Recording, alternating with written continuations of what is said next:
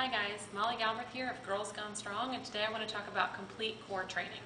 At my gym, J&M Strength and Conditioning in Lexington, Kentucky, we subscribe to the Gray Cook and Mike Boyle joint by joint approach. And that says that some joints in the body need to be more mobile, they need to move more, and some joints need to be more stable, they need the ability to resist movement. If you go up the body, the big toe should have more mobility, the foot should have more stability, the ankle should be more mobile, the knee should be more stable, the hip should be more mobile, the lumbar should be more stable, and the thoracic should be more mobile. So what we're going to talk about with core training today is stability of the core, or stability of the lumbar spine. A lot of people train their core with movement. They do crunches and they do side bends and they do all these rotations. I know some people have had really good results with that. What we're looking at least at my gym, is kind of the risk to reward ratio of those movements. So we tend to train the body for anti-movement. So we train the body for anti-extension and anti-flexion, anti-rotation, anti-lateral flexion, and then hip flexion while maintaining a neutral spine. So I'm going to take you through 4 of those exercises today. The first is what we call leg lowering on the back. So I'm just going to simply lay on my back, put both of my legs up in the air, okay, straightening my legs as much as I can and flexing my toes back towards me. I'm pinning my low back to the ground here. So I'm tucking my pelvis under, pinning my low back to the ground. I'm going to keep one leg up while I slowly lower and raise the other leg. Now I'm trying to maintain pressure on my low back to the ground the whole time. If this is too difficult, or if this bothers your back, you can always pull a knee to your chest, or you can wrap a band around your foot.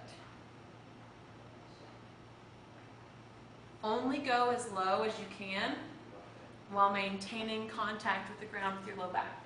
So that's an anti-extension exercise to do, because most people aren't going to be able to maintain their low back on the floor, and their low back's going to want to come up off the ground. The next is hip flexion with a neutral spine, and we like to do what we call slow mountain climbers. So again, your push-up position looks like you're going to do a mountain climber, but you really slowly bring your knee up towards your chest. Don't bring it to your chest. Most people can't maintain their neutral spine through that full range of motion, so just towards your chest. If you want to make it more difficult, hold your knee there a little bit longer. Okay, so you're in a nice neutral push-up position. Bring the knee towards the chest, maintaining a neutral spine.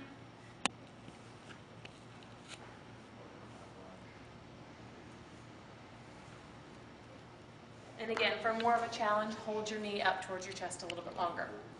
The next exercise is an anti-rotation exercise. It's called a Pallof press. You can do this a ton of different ways. You can do it in half kneeling position, tall kneeling position. I'm going to show you standing position today.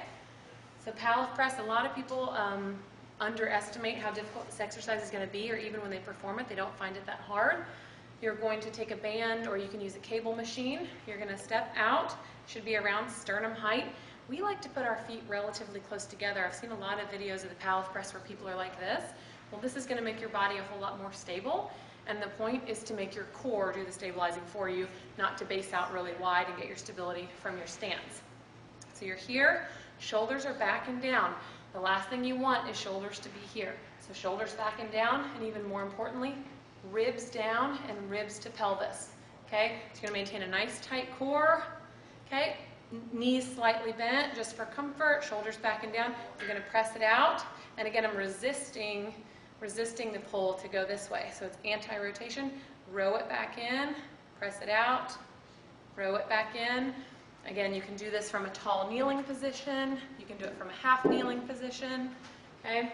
You can do an ISO where you just hold it out for 20 or 30 seconds. You've got all kinds of options. So pelvis tucked under, ribs down, shoulders back and down, press it out, and row it back. The last one is an anti-lateral flexion, and I'm going to do a carry with that one. And we have a great article written by me about 3 different carry variations, so I guess it's great. I like it. But pick up a dumbbell, kettlebell, farmer's walk handles, whatever you'd like. Pick it up properly, so make sure you push back into your hips. Okay? Pick it up properly. You're going to carry, we like to carry it about an inch or so away from the body. A lot of times people will do a carry, and if they do one arm, like a suitcase carry like I'm going to do, and they'll cock their hip out and kind of balance the weight with their hip.